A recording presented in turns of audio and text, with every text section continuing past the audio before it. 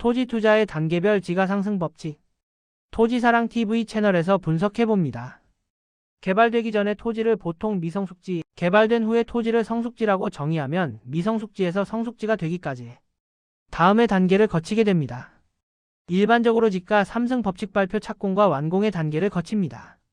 좀 더 이것을 세분화하면 소문 발표 착공 완공 실수요 단계로 나뉩니다. 단계별로 어떤 특징이 있는지 살펴보면 그 이유를 짐작하실 수 있게 되실 겁니다. 첫 번째 소문 단계입니다.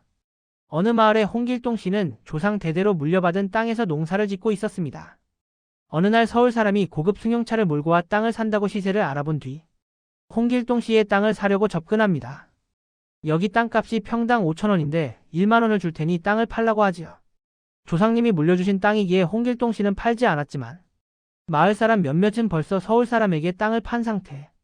시간이 조금씩 지나면서 사람들이 평당 1만 원에 팔았다는 소식이 나자 마을 사람들은 이제 평당 23만 원을 주지 않으면 안 팔겠다고 하는데도 외지인은 선뜻 그 가격의 땅을 매입합니다.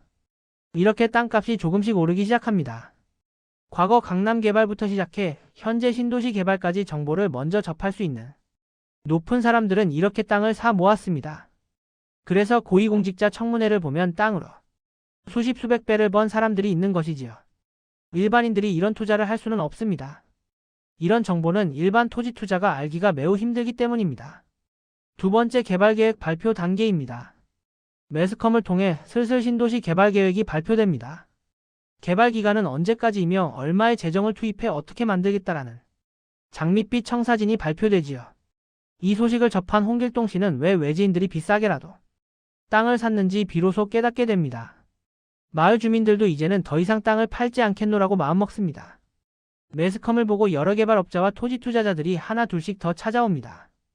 개발지 땅은 제한되어 있고 수요는 늘어나며 땅값이 폭등하기 시작합니다. 이때는 보통 땅값이 3배 정도 오른다고 가정합니다. 그러나 대다수 일반 토지 투자자들은 투자에 선뜻 나서기 힘듭니다.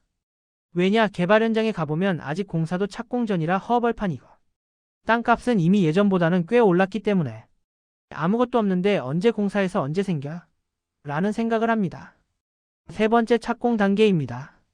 개발 계획이 발표되고 몇 년이 흘러도 아무 소식이 없던 땅들이 어느 순간 갈아엎어지기 시작합니다. 수많은 덤프트럭들이 흙먼지를 날리며 분주하게 움직이고 포크레인은 굉음을 내며 쉴 새 없이 땅을 파기 시작합니다. 공사의 모습이 또 다시 매스컴을 통해 알려지면서 많은 사람들이 다시 땅을 사기 위해 몰려듭니다. 하지만 이때 땅을 팔려는 땅 주인은 많이 없습니다. 그 와중에 땅값이 다시 3배 이상 폭등하게 되지요. 이때가 일반 토지 투자자들이 가장 바삐 움직이는 시간입니다. 네 번째 완공 단계입니다. 처음 약속했던 것보다 공사 기간이 길어지고 이에 따라 간혹 매물이 나오다가 완공을 앞두고는 아예 물건들이 자취를 감춥니다. 과거의 농가 밭 그리고 나지막한 임야가 전부였던 곳이 이제 아파트 숲으로 변해버렸습니다. 용도구역 배분을 통해 농사만 지을 수 있던 땅들이 빌딩을 지을 수 있는 상업지가 되면 몇 배의 가격 폭등이 일어납니다. 완공 시기에 맞춰 토지 용도 배분이 끝나고 이때 개발업자들이 땅을 매입해 상가를 짓거나 빌라를 짓기도 합니다. 돈 많은 토지 투자자들 이외에는 사실상 소액으로 투자할 수 있는 때는 이미 지나가고 맙니다. 다섯 번째 실수요 단계입니다. 아파트 입주도 다 끝났고 상권도 어느 정도 형성되었습니다. 같은 아파트 상가라도 몇 층이냐에 따라 가격이 천양지차라는 것은 아실 겁니다. 건물은 시간이 흐르면 감가상각이 되어 결국 땅만 남습니다. 1층 상가라도 많은 사람들이 이용할 수 있는 전면측 상가는 수천 수억까지 프리미엄이 붙습니다. 이때 일반인이 할 수 있는 투자가 건물 투자인데 이것이 상가를 분양받고 빌라를 사는 것이지요. 그러나 많은 사람들이 이때 건물을 산다고 생각하지만 냉철히 따져보게 되면 모두 다 건물이 들어선 땅의 지분을 사는 겁니다. 이때의 토지는 모두 성숙지이지요.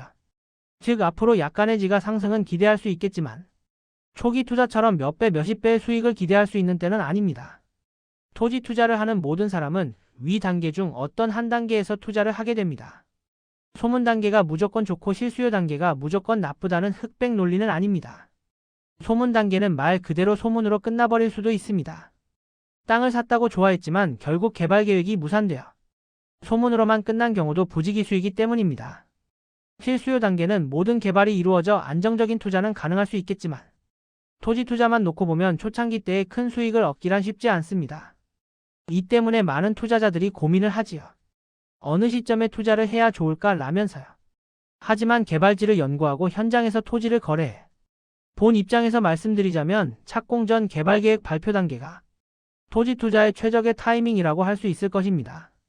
이때는 지가가 구체적으로 형성되기 이전이므로 다른 투자 수단에 비해 훨씬 큰 수익성을 얻을 수 있는 기회가 상대적으로 많기 때문입니다. 여러 번 거래 경험이 있다고 해서 급변하는 시장의 흐름을 일반인이 캐치하기란 쉽지 않은 일입니다. 토지는 사는 것도 중요하지만 어떻게 관리해서 얼마에 팔아야 하는지가 오히려 더욱 중요합니다. 이때 전문가의 도움이 필요합니다. 최종 의사결정은 투자자의 몫이나 전문가의 조언을 듣고 안 듣고는 성패를 가를 정도로 큰 차이를 낳습니다. 특히 부동산이란 가계 자산 중 상당히 큰 비중을 차지하기 때문에 한 번의 선택이라도 매우 중요합니다.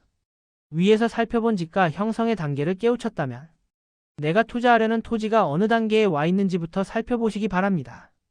이 사실을 정확히 알기만 해도 성공적인 토지 투자의 길로 들어섰음을 느낄 수 있으실 겁니다. 토지사랑TV 채널에서 제공해드렸습니다. 앞으로도 회원님들께 도움되는 정보 발빠르게 전달해드립니다. 구독, 좋아요, 알림 설정 부탁드립니다.